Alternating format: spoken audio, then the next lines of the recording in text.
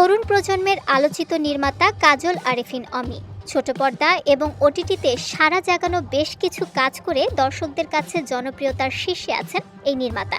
এবার তার মনোযোগ সিনেমা নির্মাণে। শোনা যাচ্ছে বড় পর্দায় অভিষেকের জন্য প্রস্তুত হচ্ছেন অমি।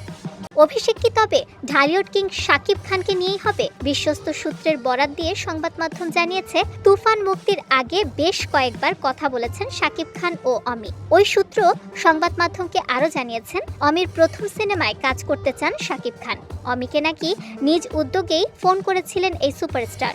এদিকে অন্য একটি সূত্র জানিয়েছে, নির্মাতা অমি তার ঘরের অভিনয় শিল্পী ছাড়া কাউকে নিয়ে কাজ করার সাহস পাচ্ছেন না। তবে তার মতো মেধাবী নির্মাতার প্রথম সিনেমায় অভিভাবক হিসেবে সঙ্গে থাকতে চান শাকিব খান।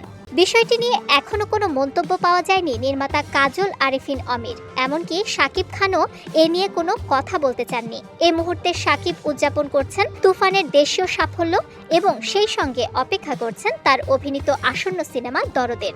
অন্যদিকে বঙ্গতে মুক্তি পেয়েছে কাজল আরেফিন অমির নতুন ওয়েব সিরিজ ফিমেল 4।